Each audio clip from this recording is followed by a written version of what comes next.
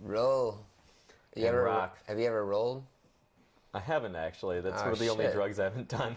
Done like every hallucinogen, but I haven't done, or every psychedelic, but I haven't done Molly.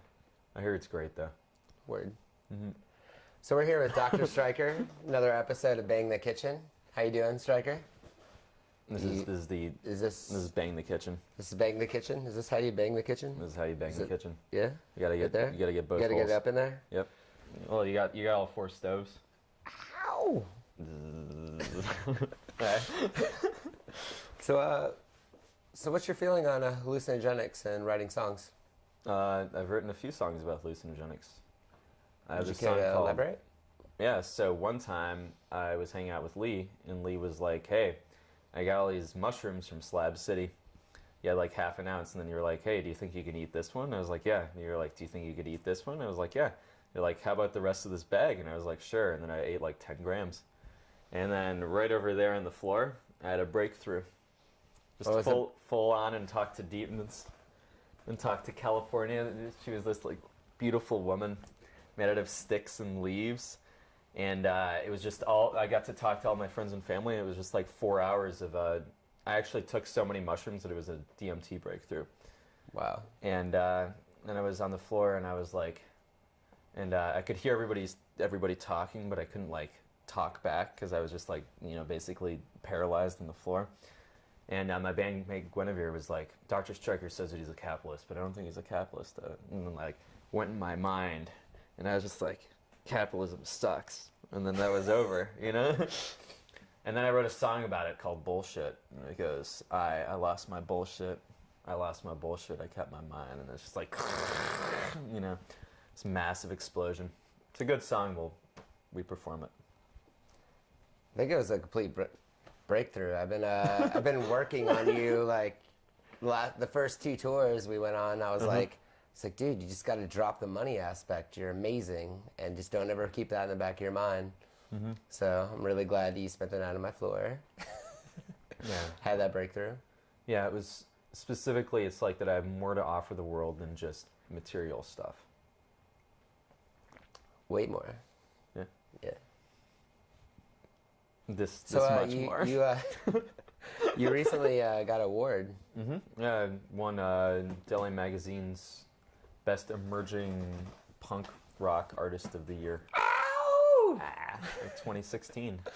Something I could shoot for in the future. Oh, Lee, you should get it. This guy is punk rock incarnate. So you perform a lot of shows. Is there any show that you could say in particular stands out in your mind as your favorite show you played in the Bay? Oh shit. I've had bizarre ones. They're all bizarre. They're all pretty bizarre. Yeah, they're all pretty bizarre. I have favorite moments. Like I did a show with Lee, Punkonica. This was in 2015, just in December. And I took out we had a latke eating contest, which was how many latkes could you fit in your mouth at the same time, and they were all like deep fried. And the guy won shoved like 7 of these, and it's just the oil dripping down his chin. And they spat him out, and I was like, oh man, you should get disqualified for that. But at the end of my set, I pulled out this like a manger, and I took out baby Jesus, and I was like, my ancestors used to get killed because people thought they did shit like this, and I put it in the manger, and I took out a menorah and just smashed it all to bits, and this one woman was like, you're going to hell. And I was like, I hope. It's way more interesting there. Or for Gotho Extremo Carnivalo, which was a show I did with Mannequin Planet and Suicide Queen and Chris Meter from it. In his project Eternal Projections. I took this skirt, this American flag mini skirt that I got off of like eBay. And I put it on, and then I took off my underpants backstage, and I walked out, and I was like, okay, now everybody down on the floor. Everybody down on the floor, and now look up. And I was like, look if you want to. Look if you want to. And just walked over everybody. And the people who squirmed more, I stayed longer on them. just got my dongus all over. So I've done a few. Puked on some cakes and served it to people, and then people ate them. They were like, "Oh, these look good. These are good cheesecakes that have vanilla extract spat up all over them." Or the last show I did, it was the sex party, and we took this giant box and just shoved like 10 people in it, and I took a vibrator and just like crawled in the box. And this is I got a shorter skirt since I got through extreme mode because I decided it wasn't short enough. It wasn't short enough. I need my dick to just constantly fall out every once in a while. And I took the wand and just like, the vibrator, and just like was buzzing people while I sang about being the bad crowd. It was great. Then I climbed up the balcony of Hotel Utah and flashed a few people. Got a few shots of that. So, how would you describe Slab City to everyone who's watching? It's like a giant crust punk festival that never started and never ends. So it's like year round, and it's where crust punks find their dogs. I'm the king of dogs there. Nice. That's actually my only trophy. Yeah. King of dogs. Just a dog. I bring steak in the box. I have so many friends. Yeah. It's also where many beautiful dogs. It's also where I dropped acid for the first time. It's also where you stripped down your boxes for the first time. Oh, that's true. Yeah. Yeah, I got that. Well, you're like, it's way too fucking hot. I think I'm gonna strip down my boxers for the first time. That was a breakthrough. That was a breakthrough moment. We're in my lab coat and my boxers, and everybody's like, "Yeah, that works." And then I like climbed up on this building, and instead of people being like, "Don't do that," they were like, "Here's your guitar." I was like, "Thanks, I needed this because otherwise I would need to go down." So yeah, it was fun. You can do the rule of Slab City the is fuck you want. do whatever you want, or else we hit you. If you aren't doing whatever you want, you get punched in the face. It's a pretty good rule. Exactly. It's fun. So if you had one thing to say to your fans who aspire to be you, what would you say? Do what you want when you want all the time. All the time? Do you All the smoke time. weed every day too? I don't feel like smoking weed every day.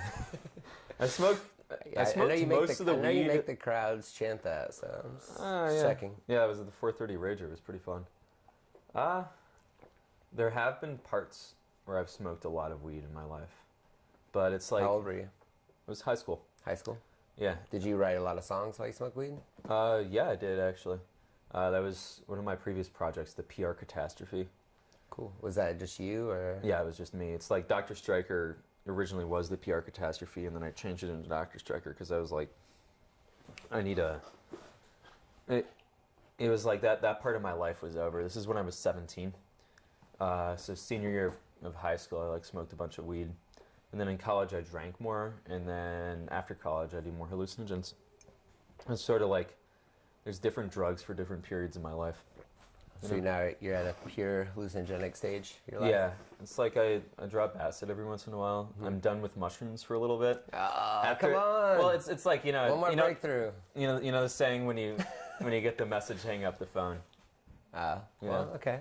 It's like I got my DMT breakthrough, I got my mushrooms breakthrough, and I'm trying not to get my acid breakthrough. I'm trying not to do too much acid. What about on your birthday? On my birthday? Dun, dun, dun, dun.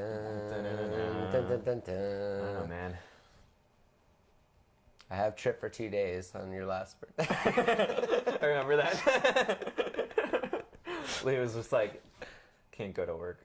I'm still awake. It's been 48 hours. You also you did like 5 different things that night.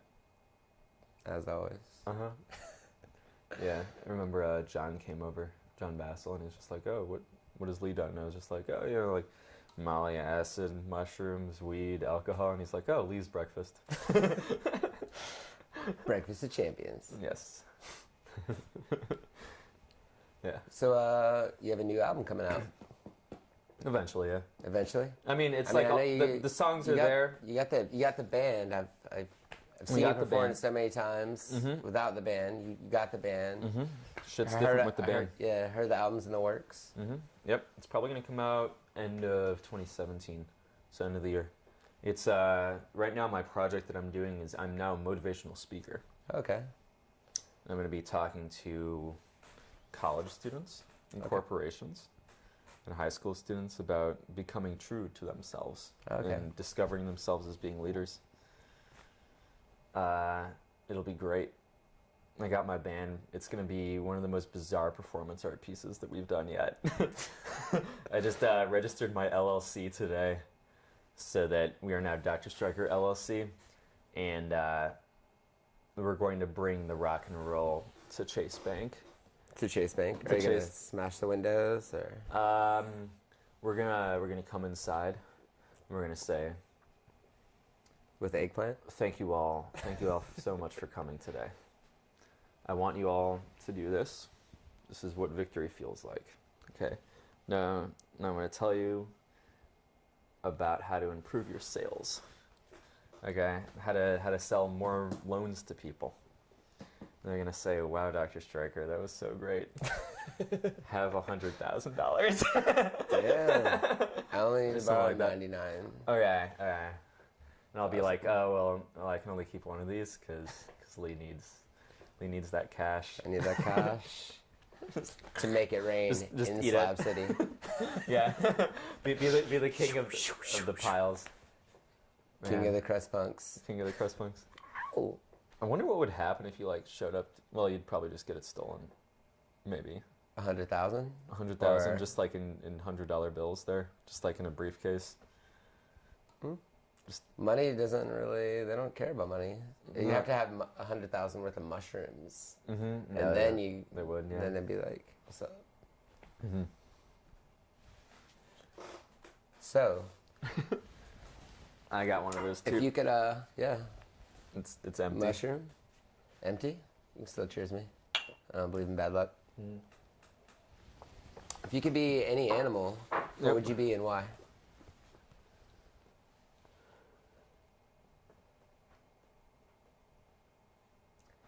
Dun, dun, dun, dun. Dun, dun, dun, dun. I think I'd be a gorilla. A gorilla? Yeah. I really like gorillas. You like gorillas? Yeah, they're smart. They're huge. They're all muscle. The beach is and just sort of hang out. They're just all day long. You can just be lazy and just sit there with your huge muscles just sort of staring at things, And then you stick a stick into the ant hill and all the ants crawl up and then you're and you just wait a little bit longer. That's all I see them doing at zoos. That sounds great.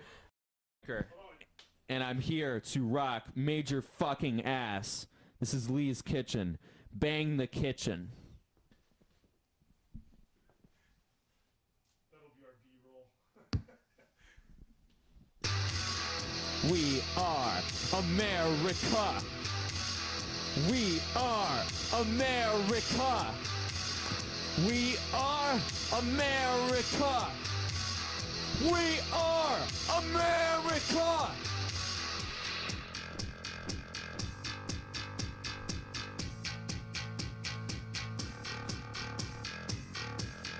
If I'm rich, no one can touch me. If I'm rich, I am the law. But I'm poor, I don't care. I am poor, I am free. I am poor, I feel rich. I do the things I want to do. If you fight the man, you are the man. If you fight the man, you are the man. If you fight the man, you are the man. If you fight the man, you are the man. We are America. We are America. We are America. We are America.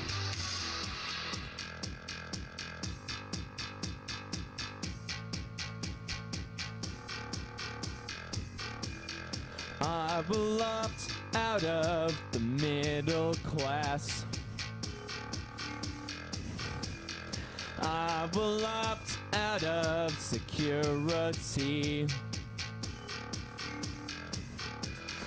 I am rich, I am poor, I have everything I need. I'm the man, I'm the law, I'm the leader of the punks. If you fight the man, you are the man.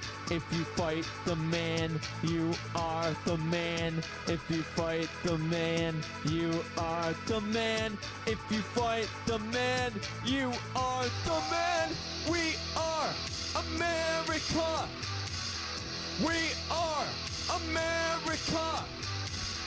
We are America. We are America. Ready for this? Now for the solo.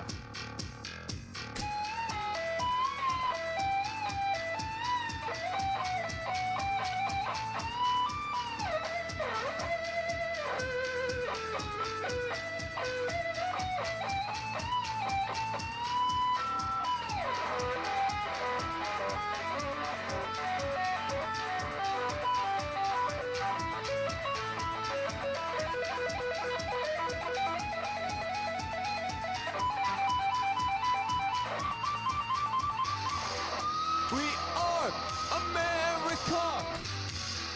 We are America. We are America. We are America.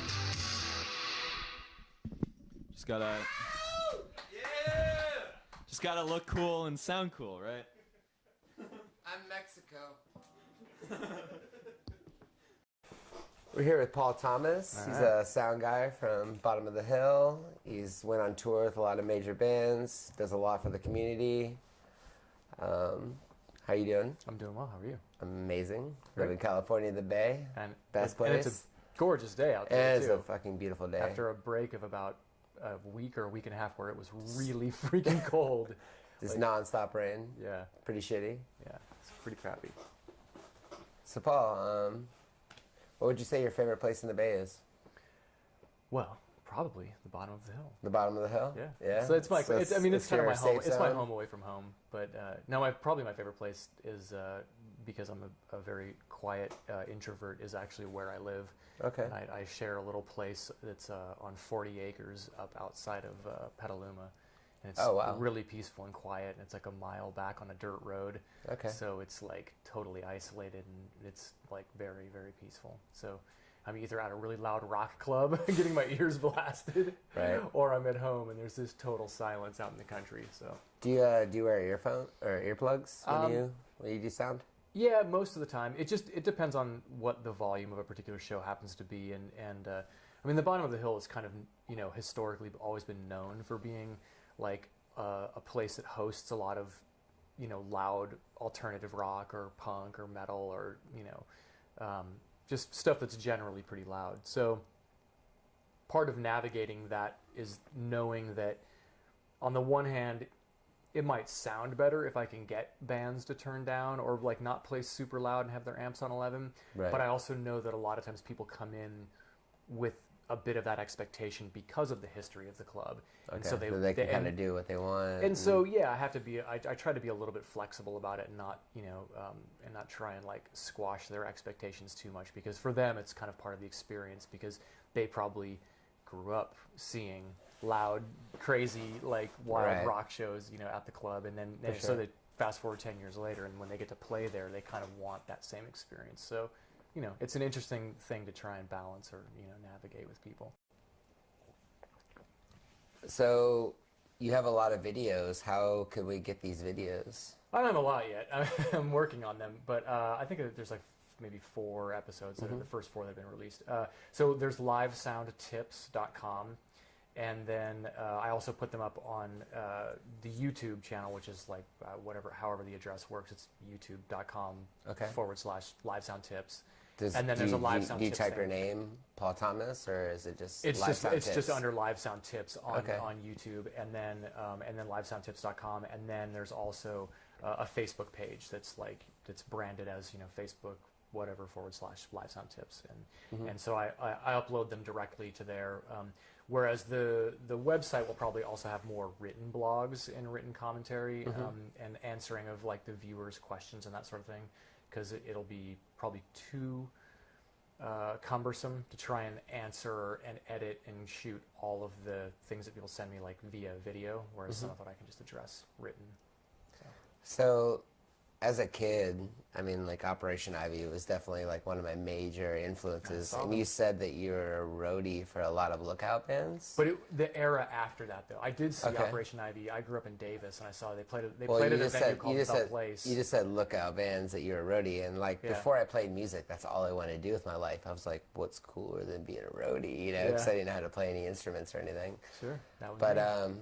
could you name some of the bands that you roadie for? Yeah. So the first band that I ever worked as a roadie for was a band called the Riverdales, which was basically 3 of the 4 members of Screeching Weasel at the time, who were fairly big. And so that was like a side project thing that they were doing for a couple of years. And the first tour that we did, or the first tour that I did as working as a roadie, was they were the direct support on a packaged tour with the band the Mr. T Experience, who were also on Lookout Records. So because we did those few weeks together, it was like an East Coast and some of the South and some of the Midwest. The guys from the Mr. T Experience got to know me because we worked together every day for a few weeks. And then a few months later, when I was done touring with the Riverdales, who also did a support slot for Green Day, and so this is the summer, early fall of 1995, Okay. when it was after Dookie. It was Nimrod, I think, was the album. So that was like big 10,000 seat arena tour. After that, so the Mr. T Experience guys, they knew me, and they said, we're getting ready to release this album in early '96, and would you come out on tour with us? Wow. So I spent the whole year, pretty much all of 1996, working with the Mr. T Experience, which they did a bunch of shows with the Queers and the Muffs and the Groovy Ghoulies and like all these other bands. And so I ended up, because I kept making these connections and meeting people, and because I Doing was sound for all of them? no, I or- wasn't doing sound. This was just back when I Okay, was just a roadie. Yeah, okay. this is like long before Okay. I'd ever touched a console. Okay. And some of those, my friend Bobby Mack was actually, he was the sound engineer on a couple of those tours with the Queers and with the Muffs. He was actually their sound engineer, and I was their stage guy. So I was doing all that stuff, the tech kind of work on the stage. So yeah, I worked for a bunch of those Lookout Records bands from about '95 to about the end of '99. The Muffs were not a Lookout band, but they toured and played a lot with a lot of those bands, and they would tour with Chicks Dig It or the Smugglers or whoever. So yeah. So, but I did see Operation Ivy in about, I think it was 1989. A lot of those early all I Lookout bands wanted. used to play up in Davis at a tiny little. It was a building that had been. It was called The Place. That's where the shows were In at. That's where the Davis? punk That's shows like were close at. to Sacramento? Or? Yeah, on the way up to Sacramento. Okay. And so this is like circa 1989, 88, 89, 90. How old were you? Or no, this is actually, no, I'm sorry. It was way later than that. That was too late. It was around 85 Okay. to about 89, I think, is when they were having shows there. So I was in my late teens. at that Okay. point. Yeah. So And, amazing. see, like bands like Neurosis played there Mm-hmm. when they like. I don't even know if they had a 7-inch out yet, and they were like a 3-piece, and that was again probably like 1987 or something like that. I sort of landed in this weird position where I had an opportunity to go on tour with a friend's band as like their roadie. So I was like their sole, like their one road crew person. So I was like guitar teching and like driving the van and like restringing guitars and changing drum heads. That's pretty and- awesome. Yeah, and it was like this was sort of during the mid '90s when the Lookout Records whole thing was kind of blowing up. Operation So- Ivy. Yeah, so I ended up touring with a lot of bands, a lot of those Lookout Records bands. I myself and another guy named Richard the Roadie, we were sort of like the two go-to people that worked for pretty much like almost their entire stable of bands between the Wow. two of us, circa 1995 to about 1999. Yeah. So Shit was legit. yeah, so and even then, I would still like, even though I was always on stage, like at the side of the stage, working with the bands and doing that stuff. During the sound checks, I would go watch the engineers, and I'd ask them questions, and I was becoming more and more knowledgeable.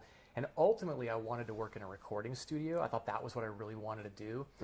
And when I was on tour, I used to go to like used bookstores and stuff all the time, because I was never a partier, so I was a nerd. I would like read books all the time. Hey, And nerds have more fun. yeah, maybe depends on your definition of fun, I guess.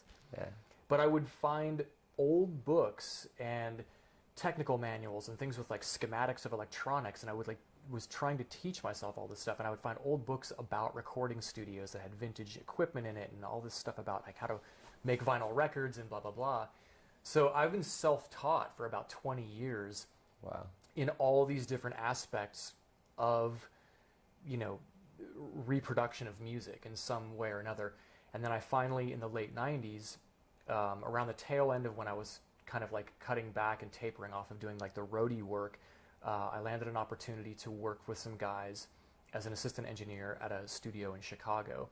And so I moved out there from Richmond, Virginia, where I had been living for 4 years, and worked at the studio for a couple of years, and then realized that that wasn't what I actually wanted to do. Right. But that was another thing that, again, it taught me actual hands-on experience about really, really operating the equipment and how to mix things and how to put it all together. And then I took a break for about 5 years and wasn't involved. I wasn't a roadie. I didn't work at a studio. Just completely stepped away from music for about 5 years. And then I got the itch to overcome. It was just one of those weird things. I was like, the one thing about live sound is I was always terrified of it.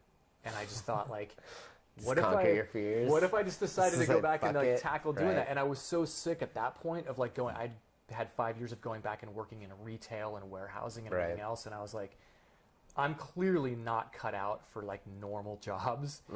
And I do not belong in the regular 9-to-5 work world.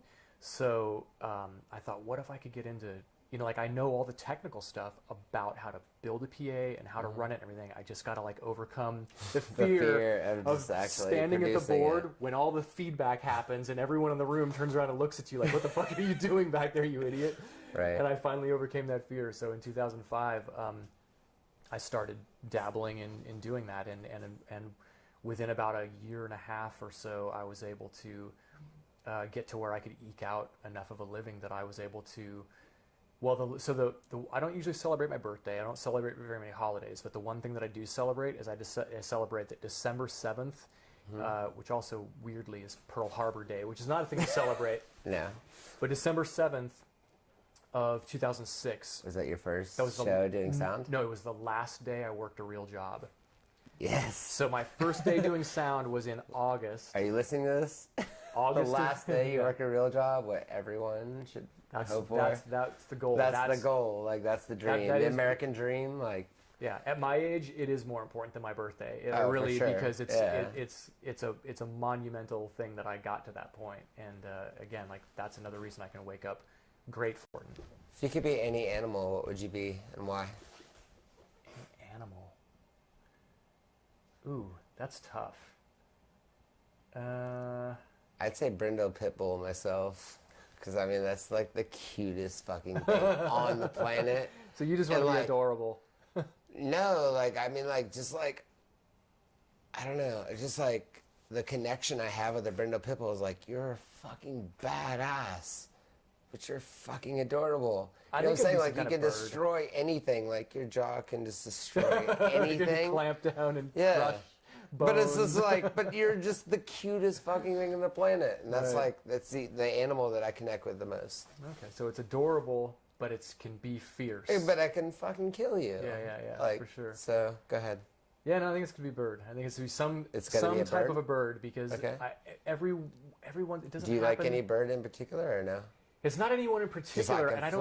Bitch. It's just that. It's like every once in a blue moon, I have these really weird euphoric dreams where I can just somehow I can control myself, and I can like move my arms in a certain way, or I can do something, and I can just fly. And it's not like the Superman flying or whatever, but it's like I have this ability to fly, and whenever I wake up from those dreams, you feel the best. I just feel like totally euphoric and like the most at peace I could possibly. But that's a common thing throughout my life. Is that if I have and it doesn't happen very often, but I'll have these weird dreams where I can fly, and it's strange. It's a good contrast to the other dream where I'm drowning. I went That's to a bad one. I went to massage therapy school, like when I was 21, and my health teacher was just like, have you ever had these dreams where you know that you're dreaming and you can take over your dreams? No, I'm not. And, well, when he told me that, like, it actually happened before that. It was never happened. But, like, he was like, you ever had these dreams where, like, you know you're dreaming, like, everything's fucked up, you know you're dreaming, and then you just take over your dreams and you can fly. And then ever since then, like, I was having dreams where, like, all these people are trying to fucking beat me up, and I was like, fly away. You're like, and then I come back down and just fucking punch them in the face and keep flying. It was pretty amazing. Yeah, I was so like, once- holy shit. It only happened for like a month, but like after he told me, like, oh, you can take over your dreams. It's like subconsciously, like, Yeah, hit once it. you had the notion that you could do it, Like, it's oh, like, yeah. oh, I'm going to take over dreams. Oh, that's cool. Yeah. Well, you know, there's that famous story about how for like 1,000 years people said that human beings couldn't run faster than a certain speed, and they said, it was some story that goes back to like I think like it goes like in the 1920s or something, where some guy was like, I'm gonna run the first 4-minute mile, and like people actually they were like, no, that's actually impossible. A human being cannot run a 4-minute mile, and it had never been done. And then like supposedly, I'm pretty sure this is verifiable. Actually, I'm sure there's a Wikipedia page somewhere. Supposedly, once a guy did it, and it was in all the newspapers around the world, and everyone was like, human being sets this record of like running a 4-minute mile. Within the first year of that guy doing it, like 100 more people went out and just did it. But for whatever reason, for a long time, No one people thought they believed you could couldn't do that, Right. and no one had trained for To that do that. specific type of endurance for Right. however, you know, like to hit that distance at that length of time. But then once everyone was like, oh, actually, this is totally doable, and once the suggestion was there, people did it. So there you go. So now, hence your dreams of flying and punching Do people. whatever the fuck you want, and I hope you dream about it. We're here with Paul Thomas. Thank you so much. Bang the kitchen. All right, thank you. This next one is a deeper stranger.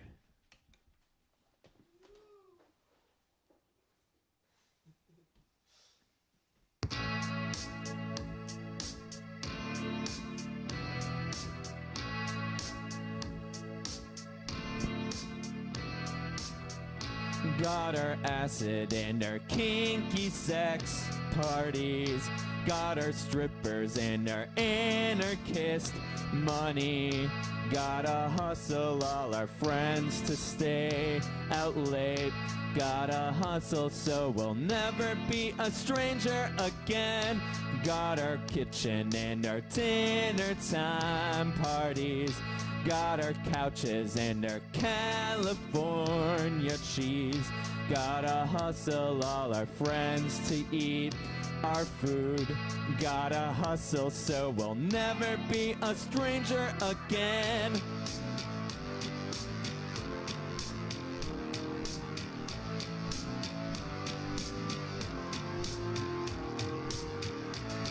The deeper we go, the stranger we get.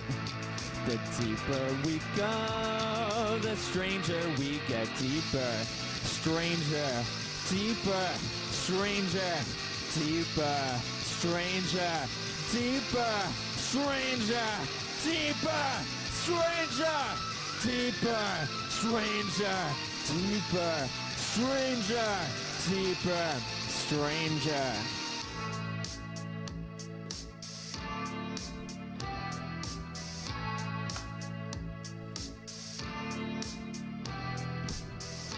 Got our running and our weightlifting parties.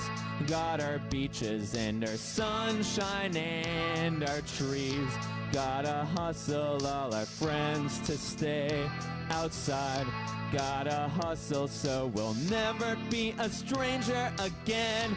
Got our welfare and our government parties. Got our freedom and we got our poverty. Gotta hustle all our friends to take the bus. Gotta hustle so we'll never be a stranger again.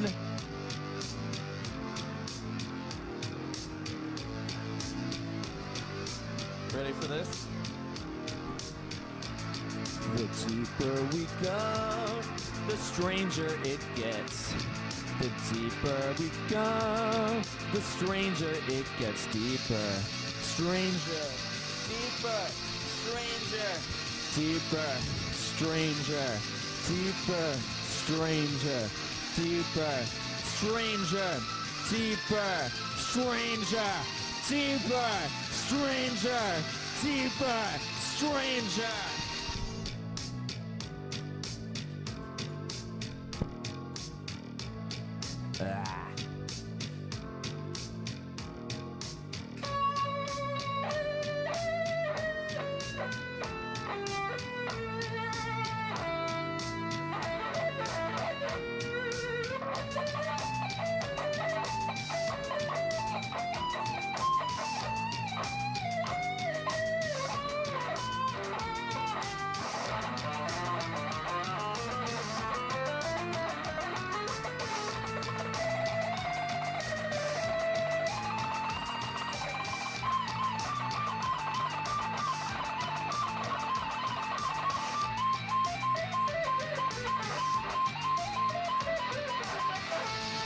Stranger, deeper, stranger, deeper, stranger, deeper, stranger, stranger, deeper, stranger, deeper, stranger, deeper, stranger, deeper, stranger.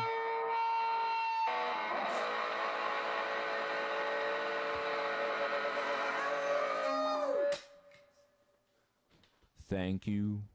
Alright, so thanks for coming to my fucking kitchen. We had steak tacos. We had Paul Stryker. We had Paul Thomas. What else could you fucking want in your personal life? Blam.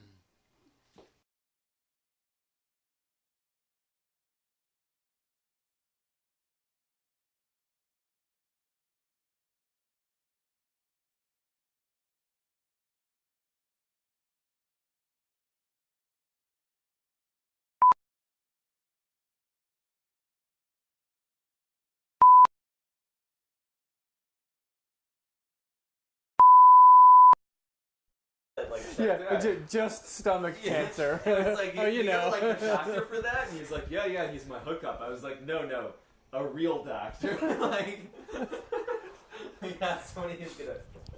Did you tell him you're a doctor? Were you like, look, man, I'm Dr. Stryker LLC, and my professional advice is Right, exactly. take your fucking bowels to a fucking And then expert. He'd, like, go home to his girlfriend that night.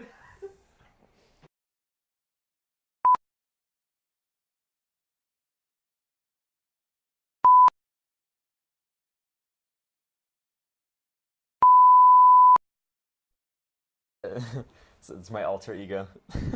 And the volume's down on the TV, I think, right? Yeah. So it doesn't have the echo. Sweet.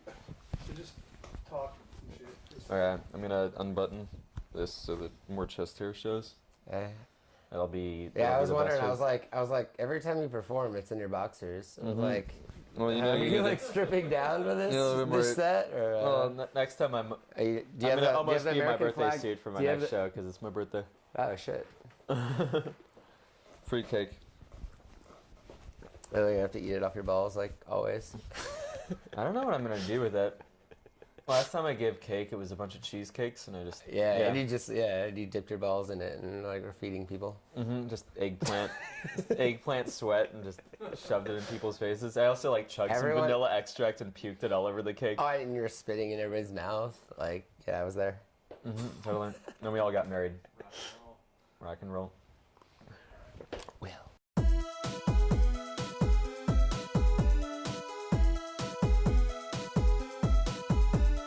Rock and roll, we'll never die and roll, we'll never die and roll, we'll never die and roll, we'll never die. Empire State was original.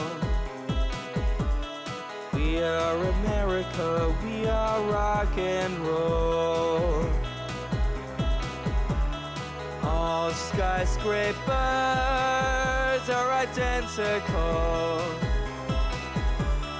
We are America, we are rock and roll. We are America, we are rock and roll. We are America, we are rock and roll. We are America, we are rock and roll.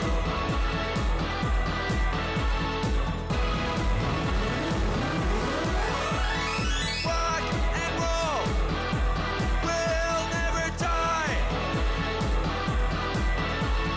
Rock and roll will never die, and roll will never die. Civil Rights March was original.